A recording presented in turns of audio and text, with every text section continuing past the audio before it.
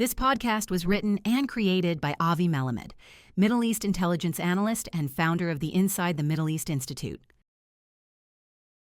The burst of clashes between Syrian Kurds and the Syrian government in the beginning of 2026 are a reminder of a deeper Kurdish reality.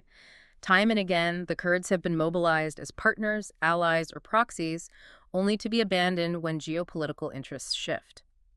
Avi Melamed is sharing with us in a series of podcasts the unique saga of the Kurds. It's a very heavy history to unpack. Yeah. And for this deep dive, we're starting with a piece of the puzzle that often gets overshadowed by headlines from, Turkey or Syria. We're looking at the Kurds in Iran. The region they call Rojhelat, or Eastern Kurdistan. Exactly. And it's strange that it gets overshadowed, isn't it? I mean, the scale is enormous. We aren't talking about some small pocket of people here. Not at all. Iran actually holds the second largest Kurdish population, right after Turkey.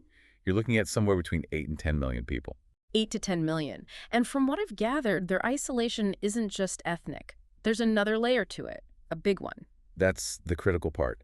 Iran is constitutionally a Shia state, but the Iranian Kurds are predominantly Sunni. Okay, so a double distinction. A double suspicion, really. Yeah. From Tehran's perspective, it isn't just you aren't Persian, it's you aren't one of us religiously either. It's a friction that's been there since the borders were first drawn. Which brings up that recurring fear for the Central Powers in the region. You see it in both Iran and Turkey, this deep anxiety that if Kurds gain independence somewhere else, say in Iraq, It'll trigger a domino effect at home. Exactly.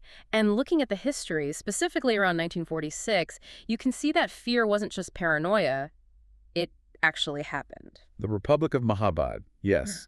This is a pivotal moment for Iranian Kurds.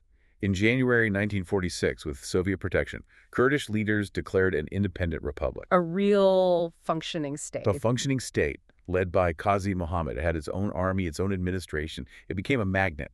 And that's when Mustafa Barzani, a name that looms so large in Kurdish history, he came over from Iraq, right? With fighters. He did. He joined this new republic with thousands of his fighters. And what that did was effectively link the Kurdish struggle across those new borders. It proved the dream could be real. But this is where that tragic saying comes back into play, that cycle of being used and then abandoned. Yes. The Republic of Mahabad lasted only 10 months. The moment the geopolitical winds shifted, The whole thing just collapsed. it collapsed. The protector, the Soviet Union, walked away. Stalin was pressured by the U.S., got what he wanted, and just pulled the troops out. And without that Soviet umbrella. The Iranian army moved in. It was a crushing defeat. Qazi Muhammad was executed. Barzani had to flee. But, and this is the key takeaway, the state was destroyed, but the idea wasn't. The text quotes, "The Mahabad Republic remains a powerful symbol in Kurdish collective memory." It proved that self-rule was possible, even if it was brief. Exactly. And that memory seems to be what fuels so much of the resistance today. But looking at it now, the opposition seems so fragmented. It's an alphabet soup of acronyms. You have the PDKI, Kamala, PJAK. It is confusing, but the distinctions matter. The PDKI is, the historic heir to Qazi Muhammad, more traditional nationalist. But then you have a group like PJAK. And this is where things get sticky, Very sticky. PJK is effectively the Iranian branch of the PKK.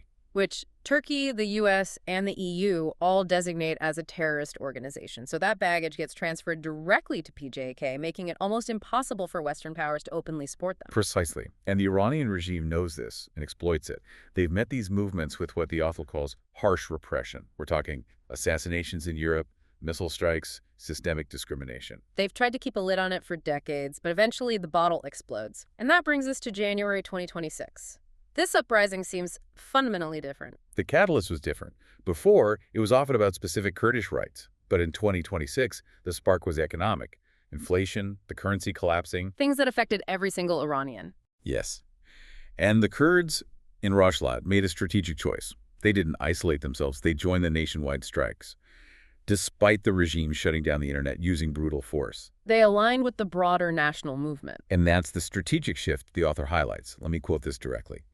Tensions between Iranian Kurds and the government have shifted from long-standing demands for rights and autonomy to full participation in a national uprising. So they realized the path to their own freedom might not be separation from Iran, but the transformation of Iran itself. That's the gamble. And for the regime, it's a nightmare scenario. Their usual playbook is divide and conquer.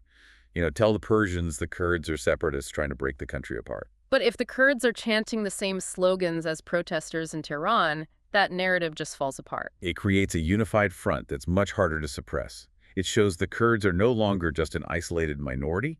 They are central players in the future of the Iranian state. It shifts them from being a side story to being, potentially, a main character in how the whole region is reshaped. A bold move, and one that connects directly to their neighbor. Yeah, it certainly does. Our next episode is about the Kurds in yet another turbulent arena, and that is Iraq. This podcast is made possible by supporters like you. ITME is an independent, nonprofit institute committed to apolitical, intelligence-based Middle East education. To learn more, or to support our work, visit our website www.insidethemiddle-east.com.